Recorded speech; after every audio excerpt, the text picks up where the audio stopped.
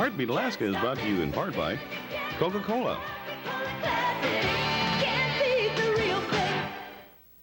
By the generous support of the Alaska Native Health Board. Heartbeat Alaska is also brought to you in part by the Public Information Office of the North Slope Borough.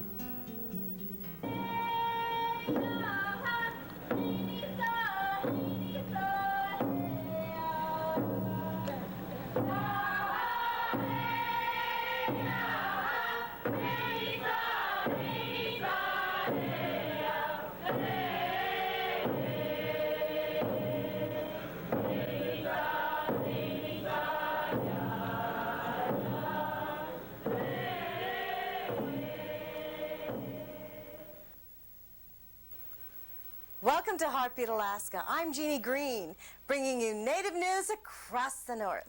On today's Heartbeat Alaska, we travel to Barrow for the North Slope Borough News. The Alaska Native Health Board interview was with us once again.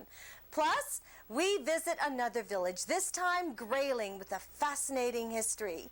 We have music. The English Bay Band is with us, plus the Athabascan Fiddlers, all that plus much more. But first, here's Gary Fife with National Native News.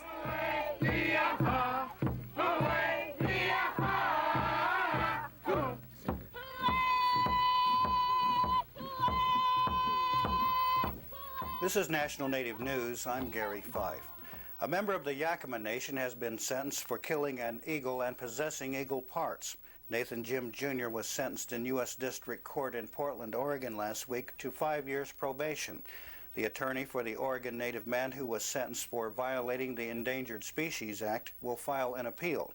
Jim's defense was that he killed a bird to use their feathers and various parts for traditional religious reasons. A lawsuit focusing on the existence of Indian country in Alaska is going on in Fairbanks. Lawyers for the village of Venati are trying to show a federal judge that the Athabascan peoples of the region have long governed themselves. State attorneys are trying to disprove the notion that the communities of Arctic Village and Venati have their own federation. The U.S. House of Representatives has approved a bill that would give federal recognition to the Lumbee tribe of North Carolina. The Lumbee recognition effort has stalled in Congress several times because critics say the tribe is trying to skirt the federal acknowledgement process, and because some tribes worry the Lumbees would siphon off too much money from other federal programs meant for natives. But the Lumbees, who have been recognized by North Carolina for more than 100 years, claim they've been unfairly denied recognition. They say a 1956 law prevents them from going through the process. House Native American Affairs Chairman Bill Richardson says the Lumbees deserve federal recognition. The bill now goes to the Senate, which has not taken any action on Lumbee recognition in this Congress. The Native American former Marine Corps embassy guard convicted of espionage for the Soviet Union has had his sentence reduced and may be eligible for parole immediately. Clayton Lone Tree of the Winnebago and Navajo tribes was sentenced to 25 years in federal prison, but a Marine Corps judicial panel reduced it to 20 last week. The action makes Lone Tree eligible for parole consideration immediately because he served a third of his sentence. He's been in prison since December 1986. A group of Native American Navajo veterans who walked from New Mexico were on hand when the new Vietnam Women's Memorial was mounted in Washington, D.C.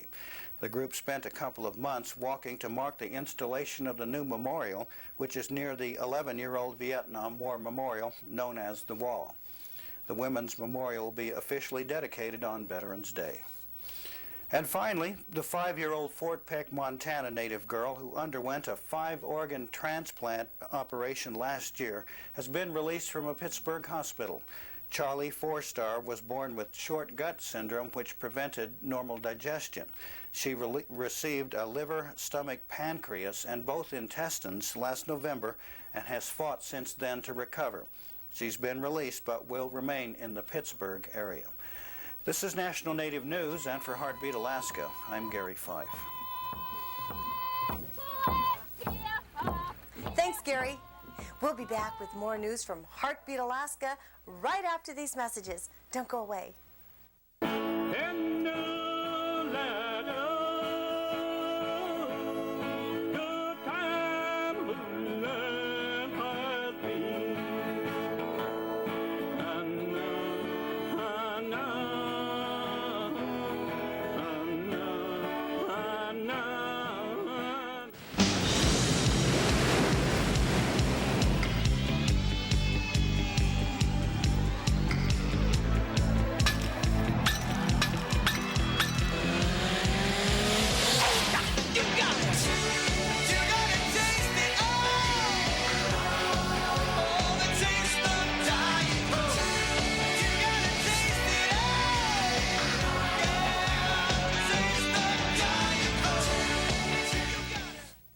Many times our Alaska Native culture is lost through alcohol and drug abuse. At Aquila House, we can help you regain your life as well as your heritage too. We use a holistic treatment approach for physical, mental, and spiritual values to come back to you. Kunaschish. If you need long-term treatment for alcohol and drug addiction, the Aquila House can help you. We are a 53-bed therapeutic community and have recently added a Native services, so call us, Rihanna. If you've watched Heartbeat for any length of time, you know that I ask for video from villages, and you always come through. Thank you very much. This week, we visit the village of Grayling on the Yukon River.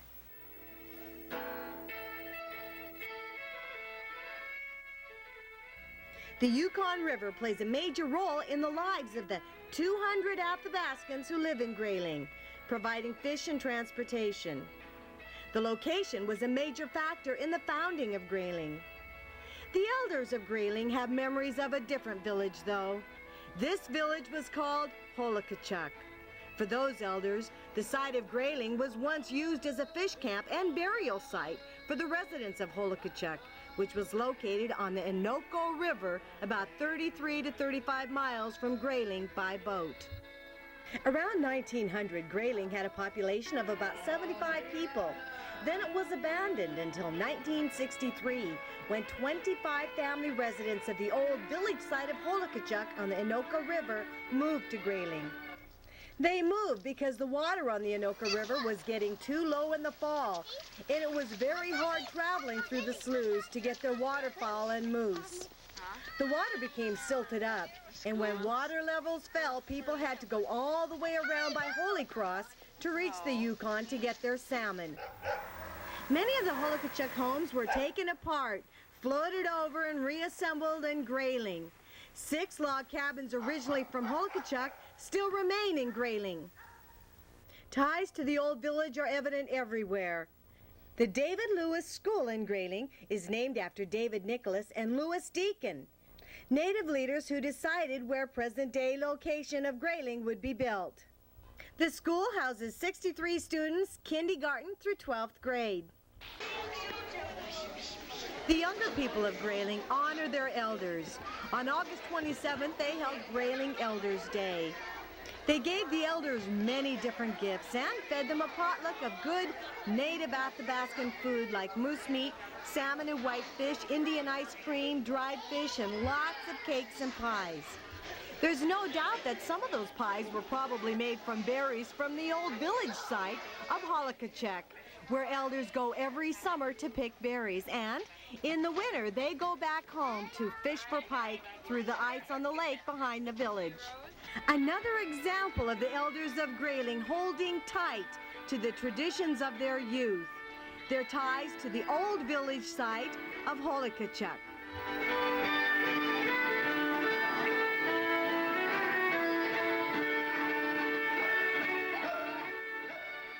Thank you, Phyllis Cardo, Sue-Ann Gotchner, Bernice Millell, and Kim Simon for your help with that video on the story of Grayling and the old village site of Holokachuk. Appreciate your help very much. The North Slope Borough News will not be with us due to bad weather. The jets wouldn't land there, so we didn't get the tape. We'll see them next week. Well, what's there to do but to have fun and travel around the state seeing more villages? This time on the Seward Peninsula, we visit the Inupiaq village of Koyuk. About 10 miles down the coast from Koyuk, we ran into a pot of beluga. There's probably about 300-400 of them. Duma Oten, his wife Rosemary, and their 4 children live in Koyuk, an Inupiaq village located on the mouth of the Koyuk River on the Seward Peninsula. He's a carpenter by trade, but like almost everyone else there, he lives off the land and the sea. Just a few minutes to get the first one, and we spent a little more time going after the second one, and by the time we're chasing that second beluga, there probably was about 30 other boats that showed up within half an hour. It's no surprise that the villagers left in groups to go hunt the whale.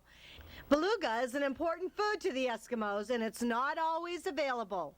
I went through a 2-year dry spell, no beluga, 2 years, so it was an exciting day for me and my wife.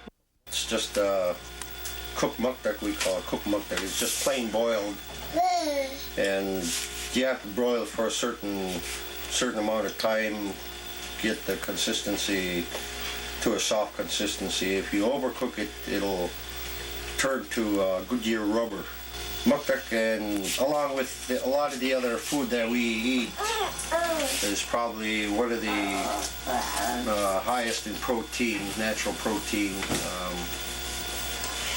A lot of the people in the villages say that you can survive on this type of food out in the country, whereas if you had canned food, you would starve, or you couldn't get enough calories out of them to prevent hypothermia.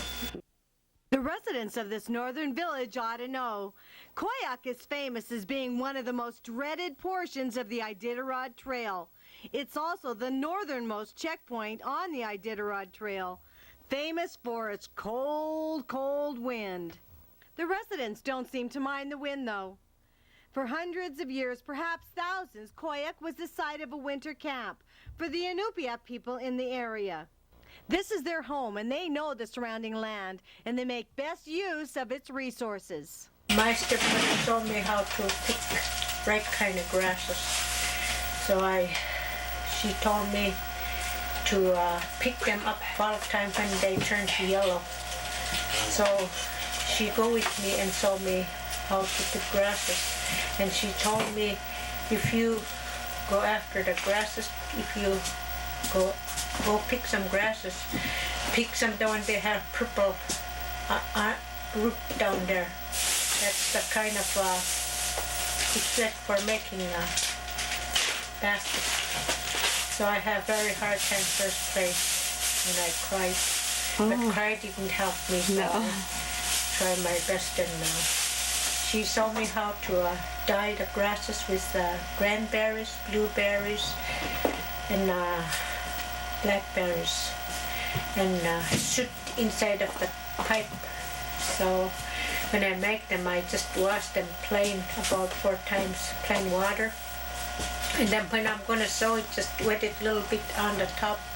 I know when it's time to sew it on. And it don't turn out the way I want to sometimes, because I have to take my time to make them. And then when they're yellow, we hang them, tie them like this on the top of there. We hang them in the house and dry them. This is the first time I try to pick some, even they're green. Just hang them, turn them around. I have to pick these, separate these green ones, and then yellow ones. I pick them and hang them and separate them. Lots of work, but it's good. I don't just grab them and hang them, but it's good to work on these grasses. How long have you been doing this? When I was 12 years old, and I'm right now grandma. Now I'm grandma now.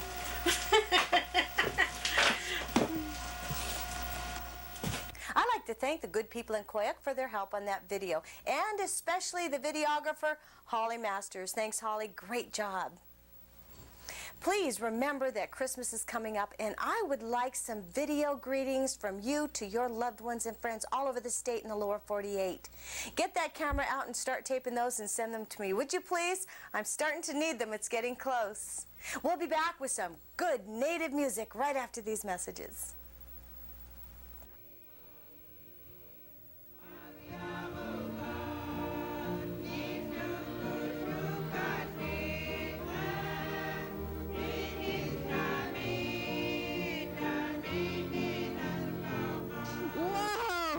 Join Jeannie Green for our hour-long Christmas special. Hi, I'm Jeannie Green. Send your messages right away. Don't miss Christmas with Jeannie Green 93. If you have news or information from your village or community, please call Heartbeat Alaska, area code 907-563-3507, or fax 907-563-7079.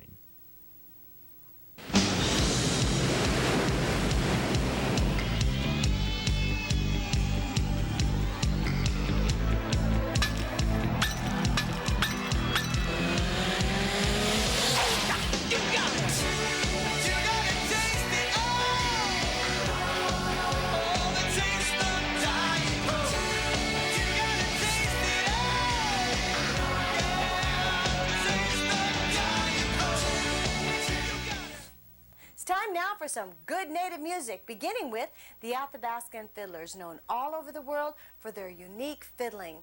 Sit back and relax, and let's listen to Eagle Island Blues.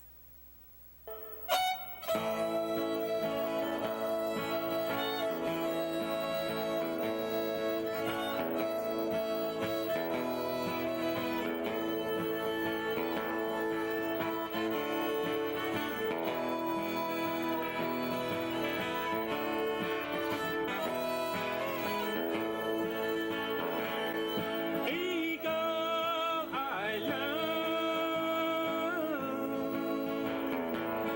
look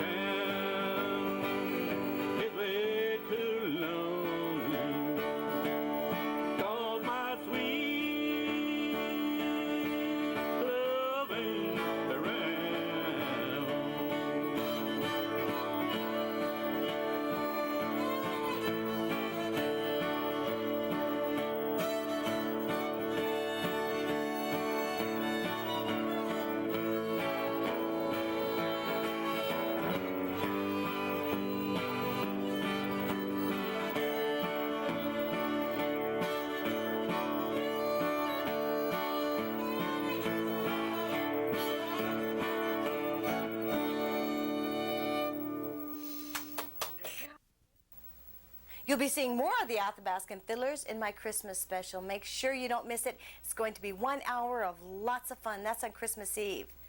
Another favorite Native group of mine is the English Bay Band. It's just a scene from the pages of life's broken dream. You know that nightlife ain't no good life, but it's my life.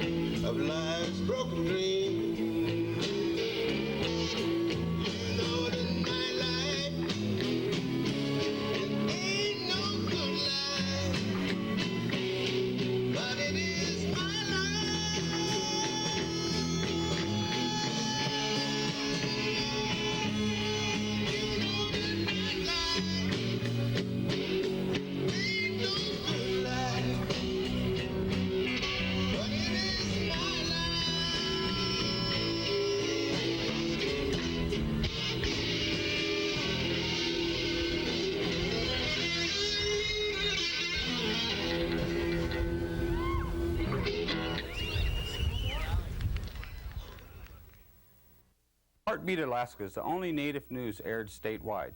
Owned by Natives, produced by Natives, staffed by Natives. What? I forgot my Heartbeat Alaska is the only Native news aired statewide.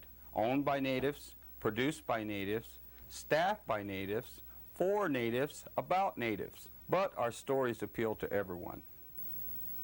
If you have news or information from your village or community, please call Heartbeat Alaska, area code 907-563-3507, or fax 907-563-7079.